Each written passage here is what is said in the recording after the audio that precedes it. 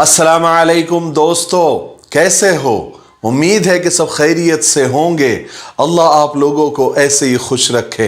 सरकार दो आलम सल्लल्लाहु अलैहि वसल्लम की पूरी जिंदगी पर बनने वाली वीडियो सीरीज जिसका नाम मोहम्मद सबके लिए है सल्लल्लाहु अलैहि वसल्लम, आज उसका 53वां हिस्सा यानी पार्ट 53 है।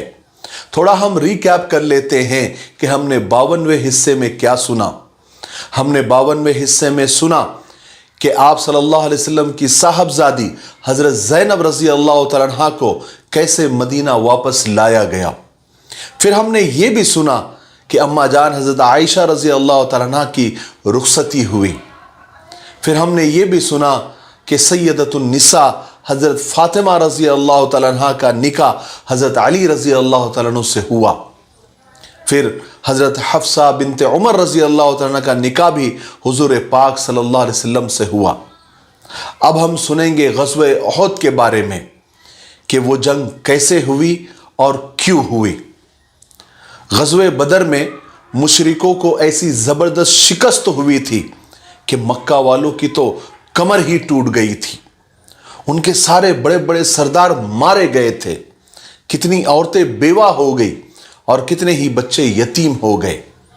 गर्ज के उनका जान और माल का ज़बरदस्त नुकसान हुआ और ये सब उन्हीं के जुल्म का बदला उनको मिला जो उन्होंने खुदा के प्यारे रसूल सल्लल्लाहु अलैहि वसल्लम और ईमान वालों पर किया था। मगर बजाय सबक सीखने के मुशरिकीन मक्का दुश्मनी में अंधे हो रहे थे। उन्होंने इस जिल्लत से कोई भी सबक हासिल नहीं किया, बल्कि उनके अंदर दुश्मनी की आग और ज्यादा भड़क रही थी। इसलिए उन्होंने मक्का में ऐलान करा दिया था कि कोई भी आदमी अपने रिश्तेदारों पर मातम न करे जो बदर में कत्ल हुए थे, बल्कि वो अंदर ही अंदर घुटते रहे और मुसलमानों के खिलाफ अपने गुस्से को बढ़ाते रहे ताकि वो इस हार का और इस शिकस्त का बदला ले सके। उन्होंने सोचा कि अगर हम रोएंगे धोएंगे और इसकी खबर अगर मुसलमानों को हो गई तो वो हमारा मजाक उड़ाएंगे और हमें बुज़दिल समझकर और शेर हो जाएंगे। उधर अबू सुफियान ने कसम खा ली कि जब तक मुसलमानों से बदला नहीं ले लूंगा उस वक्त तक न सर में तेल लगाऊंगा न मैं नहाऊंगा। फिर वो 200 सवारों को लेकर चुपके से मदीना भी गए। 2 मुसलमानों को कत्ल भी किया। उनके खजूर के बाग जलाकर भागकर वापस भी आ गए। इस तरह अबू सुफियान ने अपनी कसम तो पूरी कर ली, मगर उनका गुस्सा ठंडा नहीं हुआ था, इसलिए कि 70 सरदारों के बदले में उन्होंने सिर्फ 2 आदमी को कत्ल किया था, वो भी आम से अंसारी सहाबी। ना तो वो मक्का के थे ना कोई सरदार थे, क्योंकि मक्का के मुशरिकीन सबको अपने से छोटा और जलील समझते थे। इसलिए सिर्फ 2 अंसारियों को कत्ल करके अबू सुफियान ने तो सिर्फ अपनी कसम पूरी करके आए थे, वरना वो ये नहीं समझते थे कि हमने कोई बदला लिया है। हां, अगर कोई मुहाजिरीन में से अगर किसी सरदार को वो मार लेते तब उनका ख्याल होता कि कोई बराबर की टक्कर हुई है। अंसारियों को तो वो अपने बराबर का समझते ही नहीं थे। बहरहाल इसी तरह ग़ज़वे बदर की शिकस्त ने कुरैशियों के जोश और गजब को और ज्यादा बढ़ा दिया था। उन्होंने रोना धोना बंद करके अपने दिलों में इंतकाम की आग भड़कानी शुरू कर दी थी। कुरैशियों में से जिनके रिश्तेदार कत्ल हुए थे उन्हें रह रहकर जोश आ रहा था। मुसलमानों का सिर्फ नाम सुनकर ही उनका खून खवलने लगता था। ऐसे लोगों में अब्दुल्ला बिन रबिया, इकरमा बिन अबू जहल, सुफियान बिन उमैया वगैरह थे। ये सब उस वक्त तक मुसलमान नहीं हुए थे। इसी तरह दूसरी तरफ अबू सुफियान के दिल में भी सबसे ज्यादा गुस्सा था, क्योंकि जिस तिजारती काफिले की वजह से जंग बदर छिड़ी थी वो उन्हीं का था। क्योंकि अबू सुफियान अपना तिजारती सामान, माल और दौलत किसी ना किसी तरीके से बचाकर मक्का लेकर आ गए थे, मगर उधर तो जंग बदर छिड़ गई थी। इसलिए उन्होंने अभी तक माल तकसीम नहीं किया था, बल्कि जू के तू संभाल के रखा हुआ था। حالانکہ جنگ بدر میں مشرکین کو شکست ہوئی، ہونا تو یہ چاہیے تھا کہ وہ اسے سبق لیتے، مگر وہ سبق حاصل کرنے کے بجائے رسول پاک صلی اللہ علیہ وسلم کے اور زیادہ دشمن ہو گئے، ایمان والوں سے انتقام اور بدلہ لینے کی ترکیبیں سوچنے لگے۔ چنانچہ عبداللہ ابن ابی ربیعہ، اکرمہ بن ابو جہل، صفوان بن امیہ ایک دن ابو سفیان کے پاس آئے، کیونکہ اس تجارتی مال میں ان کا بھی حصہ تھا۔ انہوں نے ابو سفیان سے کہا کہ محمد نے ہمیں اتنا زبردست نقصان پہنچایا ہے کہ ہمارے تمام بڑے بڑے سردار مارے گئے، اس لیے اب ہم چاہتے ہیں کہ یہ جو مال و دولت، اس سے ہم لوگوں کی مدد کریں تاکہ لوگ جنگ کی تیاریاں کریں، پھر محمد سے لڑنے کے لیے جائے۔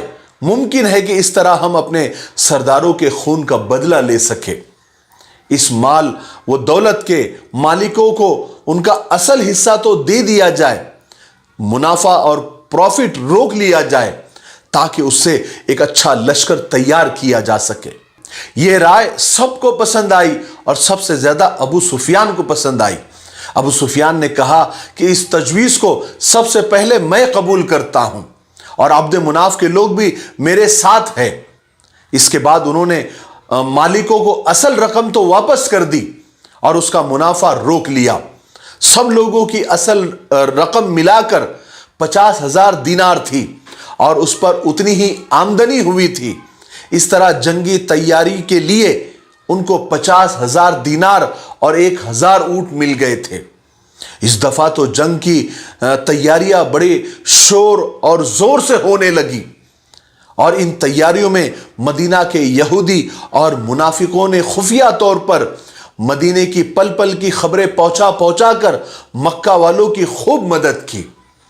بہرحال مکہ والوں نے ادھر ادھر رہنے والے قبیلوں میں اپنے شاعروں کو بھیجا تاکہ وہ لوگ رسول خدا اور مسلمانوں کے خلاف لوگوں کو بھڑکا کر انہیں اس جنگ میں ساتھ دینے کے لیے اکسائے۔ ان شاعروں میں ایک مشہور شاعر ابو عزہ بھی تھا۔ ابو عزہ کو صفوان بن امیہ نے دوسرے قبیلوں کی طرف بھیجا، کہا کہ جاؤ وہاں لوگوں میں اشعار بول بول کر انہیں اکساؤ، انہیں جوش دلاؤ تاکہ وہ قریشی لشکر میں شامل ہو کر ہمارے ساتھ مسلمانوں کے خلاف جنگ کرے۔ بہرحال اس کا اثر یہ ہوا کہ دوسرے بہت سارے قبیلوں کے لوگ آ کر قریشی لشکر میں شامل ہو گئے۔ اس طرح قریشیوں کی فوج اور ان کی تعداد 3,000 ہو گئی۔ اس لشکر میں پتہ نہیں لوگوں میں بہت زیادہ جوش اور غصہ تھا۔ جن کے رشتہ دار جنگ بدر میں قتل ہو گئے تھے وہ تو بہت ہی زیادہ غصے میں تھے، جیسے جبیر ابن مطعم، حالانکہ یہ بعد میں مسلمان ہو گئے تھے۔ ان کے چچا طعیمہ بن عدی بدر میں قتل ہو گئے تھے۔ اس وجہ سے جبیر کے دل میں مسلمانوں کے خلاف ایک الگ ہی غصہ اور غضب تھا۔ جبیر کے پاس ایک حبشی غلام تھا جس کا نام وحشی تھا۔ وحشی حالانکہ بعد میں مسلمان ہو گئے تھے، یہ تیر چلانے میں بہت ماہر تھے۔ حبشی طریقے سے یہ تیر چلاتے تھے۔ ان کا نشانہ اتنا اچھا تھا کہ کبھی خطا نہیں ہوتا تھا، چوکتا نہیں تھا۔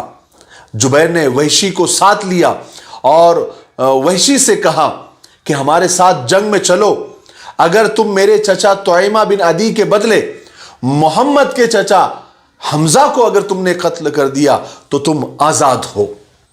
قریش نے اپنے لشکر کے ساتھ عورتوں کو بھی ساتھ لیا۔ ان کی تعداد 15 تھی اور ان عورتوں کے اندر ابو سفیان کی بیوی ہندا بھی تھی، کیونکہ جنگ بدر میں ہندا کے باپ، بھائی اور چچا سب مارے گئے تھے، اس لیے مسلمانوں کا نام سن کر اس کا خون کھولنے لگتا تھا۔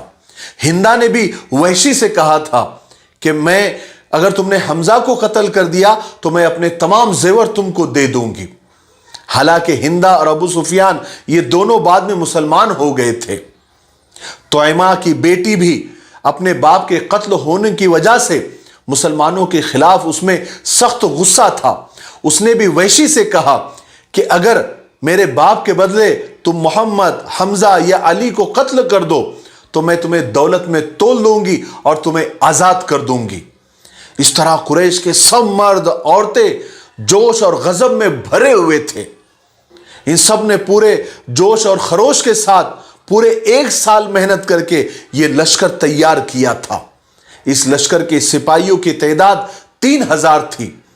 ان میں 700 آدمی تو باقاعدہ زیرہ پوش یعنی فوجی لباس میں تھے۔ اس لشکر کے پاس 200 گھوڑے تھے اور 3000 اونٹ تھے۔ اس زبردست لشکر کے سپہ سالار ابو سفیان تھے اور رسالے کی کمان خالد بن ولید کو دے دی گئی۔ اکرمہ بن ابو جہل کو معاون یعنی اسسٹنٹ بنایا گیا اور اس جنگ کا پرچم قبیلے عبد الدار کے ہاتھ میں دے دیا گیا۔ اس دفعہ لشکر میں 15 عورتیں ساتھ میں تھی۔ یہ لشکر بڑے جوش کے ساتھ روانہ ہوا۔ ساتھ میں عورتیں دف بجا بجا کر ساتھ ساتھ چل رہی تھی اور ایسے اشعار پڑھتی تھی کہ مرد جوش اور غضب کے پتلے بن جاتے تھے۔ ان کے اندر غصے کی آگ بھڑک اٹھتی تھی۔ اس لشکر کے ساتھ ابو عامر اوسی بھی تھا۔ یہ مدینے کے قبیلے اوس کا تھا۔ جب رسول پاک صلی اللہ علیہ وسلم مدینہ تشریف لائے اور قبیلے اوس کے لوگ جب مسلمان ہو گئے تو بجائے یہ مسلمان ہونے کے مکہ چلا گیا تھا۔ اس کے ساتھ قبیلے اوس کے دوسرے لوگ بھی مدینہ چھوڑ کر مکہ آ گئے تھے، جن کا تذکرہ ہم نے پچھلے ویڈیو میں سنا۔ اب اس وقت میں جب مسلمانوں سے جنگ کا وقت آیا تو عامر اپنی جماعت کے ساتھ قریشی لشکر میں شامل ہو گیا۔ چونکہ یہ اپنے قبیلے کا سردار تھا، اس لیے یقین تھا کہ جب جنگ ہوں گی تو میرے قبیلے کے لوگ جو مسلمانوں کے ساتھ ہے میرے حکم پر مسلمانوں کا ساتھ چھوڑ دیں گے اور میرے ساتھ آ جائیں گے۔ بہرحال اس شان کے ساتھ یہ مشرکوں کا لشکر مکہ سے روانہ ہوا۔ آخر چلتے چلتے یہ لشکر 4 شوال سن 3 ہجری کو مدینہ کے ایک جگہ یہ پہنچے۔ اس جگہ کا نام ابوا تھا۔ یہ وہی جگہ تھی جہاں رسول اللہ صلی اللہ علیہ وسلم کی والدہ ماجدہ یعنی آپ کی ماں حضرت آمنہ کا انتقال ہوا تھا۔ اس وقت حضرت آمنہ مدینہ سے واپس مکہ آ رہی تھی۔ یہاں پہنچ کر ان کا انتقال ہو گیا تھا، اس لیے انہیں یہیں پر دفن کر دیا گیا تھا۔ ابو سفیان کی بیوی ہندہ کو مسلمانوں سے اس قدر غصہ تھا، اتنا زیادہ بیر تھا کہ جب مشرکوں کا لشکر حضرت آمنہ کے قبر کے پاس پہنچا تو ہندہ نے لوگوں سے کہا کہ محمد کی ماں کی قبر کھود کر اس کی لاش کو باہر نکالو، پھر ایسا کرو کہ اس جنگ میں جو بھی تمہارا آدمی گرفتار ہو جائے تو اس کی رہائی کے لیے آمنہ کے بدن کے ٹکڑے فدیے میں بھیجو۔ نعوذ باللہ من ذالک، نعوذ باللہ من ذالک۔ مگر قریش کے لوگوں کو، قریشیوں کو ہندہ کی یہ رائے پسند نہیں آئی۔ اس لیے پسند نہیں آئی، انہوں نے کہا کہ ایسی کوئی حرکت مت کرو ورنہ وہ لوگ ہمارے مردوں کے ساتھ بھی یہی سلوک کریں گے۔ غرض کے قریشی لشکر بڑے آن بان شان سے چلا اور مدینہ کے قریب احد کے مقام پر آ کر ٹھہر گیا۔ رسول پاک صلی اللہ علیہ وسلم کے چچا حضرت عباس اس وقت مکہ میں تھے، مگر وہ مسلمان ہو چکے تھے۔ جس وقت قریش مکہ میں لڑائی کی تیاریاں کر رہے تھے تو حضرت عباس یہ سب کچھ دیکھ رہے تھے۔ جب قریش کا لشکر تیار ہوا تو حضرت عباس رضی اللہ تعالیٰ نے فوراً رسول پاک صلی اللہ علیہ وسلم کے نام ایک خط لکھا۔ اس میں قریش کی ساری ایکٹیویٹیز اور یہ لشکر کی تیاریوں کی اطلاع کی۔ اس کے بعد انہوں نے ایک شخص کو اجرت پر حاصل کیا، یعنی پیسے دے کر اسے ہائر کیا اور یہ خط دے کر اسے مدینہ کی طرف روانہ کیا، اور ساتھ ہی قاصد کو یعنی خط لے جانے والے کو سخت تاکید کی کہ جیسے بھی ہو دن رات چلو لیکن 3 دن کے اندر یہ خط رسول پاک صلی اللہ علیہ وسلم کی خدمت میں پہنچا دو۔ چنانچہ قاصد فوراً روانہ ہوا اور وعدے کے مطابق مکہ سے مدینہ کا فاصلہ تقریباً 500 کلومیٹر کے آس پاس ہے۔ اس قاصد نے 3 دن کے اندر طے کیا اور رسول اللہ صلی اللہ علیہ وسلم کے پاس مدینہ پہنچ گیا اور یہ خط اللہ کے رسول کے حوالے کیا۔ اس وقت کفار کا لشکر مقام عتیق تک پہنچ گیا تھا۔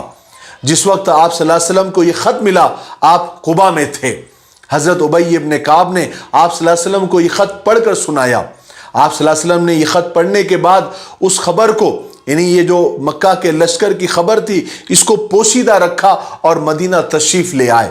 یہاں آ کر آپ صلی اللہ علیہ وسلم نے حضرت سعد بن ربی کے مکان پر تشریف لائے اور صرف ان کے ساتھ اس خط کا تذکرہ کیا، اور یہ جو مکہ کے جو لشکر مدینہ کے لیے نکل گیا ہے، صرف حضرت سعد بن ابی ربی سے اس بات کا تذکرہ آپ صلی اللہ علیہ وسلم نے کیا، اور ساتھ ہی رسول پاک صلی اللہ علیہ وسلم نے حضرت سعد کو یہ تاکید بھی کی کہ اس بات کو چھپا کر رکھیں۔ اس کے بعد رسول پاک صلی اللہ علیہ وسلم وہاں سے تشریف لے گئے، مگر اتفاق سے آپ صلی اللہ علیہ وسلم کی بات چیت حضرت سعد کی بیوی نے سن لی۔ رسول پاک صلی اللہ علیہ وسلم کے جانے کے بعد حضرت سعد کی بیوی حضرت سعد کے پاس آئی اور ان سے پوچھا کہ کیا بات چیت ہوئی، تو حضرت سعد نے بتانے سے انکار کر دیا کیونکہ حضور نے منع کیا تھا، مگر ان کی بیوی نے کہا کہ آپ نے جو کچھ بات چیت کی ہے وہ میں نے سن لی ہے۔ اس کے بعد انہوں نے ساری گفتگو جو حضور اور حضرت سعد کے درمیان ہوئی تھی اپنے شوہر کے سامنے دہرا دی۔ حضرت سعد تو بہت پریشان ہوئے کہ اتنی راز کی بات اس نے سن لی ہے۔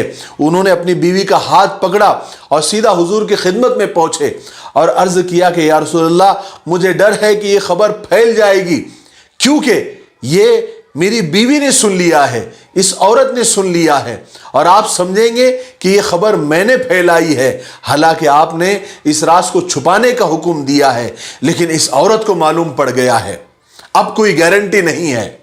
مگر رسول پاک صلی اللہ علیہ وسلم نے حضرت سعد سے فرمایا کہ اپنی بیوی کو چھوڑ دو، کیونکہ حضرت سعد ان کی بیوی کا ہاتھ بڑی مضبوطی سے پکڑے ہوئے تھے۔ پھر جس کا ڈر تھا وہی ہوا، یہ خبر پورے مدینہ میں مشہور ہو گئی۔ پھر رسول پاک صلی اللہ علیہ وسلم نے قریشی لشکر کی طرف اپنے جاسوسوں کو روانہ فرمایا تاکہ وہ وہاں کی خبر لے کر آئے۔ وہاں پر یہ جاسوس قریشی لشکر کی طرف گئے اور سب کچھ دیکھ بھال کر واپس آئے اور آ کر رسول پاک صلی اللہ علیہ وسلم کو وہ لشکر کی تعداد اور ان کی ایکٹیویٹی آ کر بتائی، اور یہ بتایا کہ وہ مدینہ کے بالکل قریب پہنچ چکے ہیں۔ وہ رات مدینے والوں نے جاگ کر گزاری کیونکہ دشمن تو سر پر آ کر موجود ہو گیا تھا۔ ہر لمحہ مدینہ والوں کو یہ دھڑکا لگا ہوا تھا کہ کہیں مشرکین اور مکہ والے رات کو سوتے ہوئے کہیں اچانک حملہ نہ کر دے۔ مسلمان رات بھر مدینہ کی حفاظت کرتے رہے۔ حضرت سعد بن معاذ، حضرت اسید بن حضیر، حضرت سعد بن عبادہ ہتھیاروں سے لیس ہو کر آ گئے اور تمام رات مسجد نبوی کے دروازے پر کھڑے ہو کر پہرا دیتے رہے۔ اگلے روز جمعہ تھا، صبح ہوئی تو سارے مسلمان آ کر مسجد نبوی میں جمع ہو گئے۔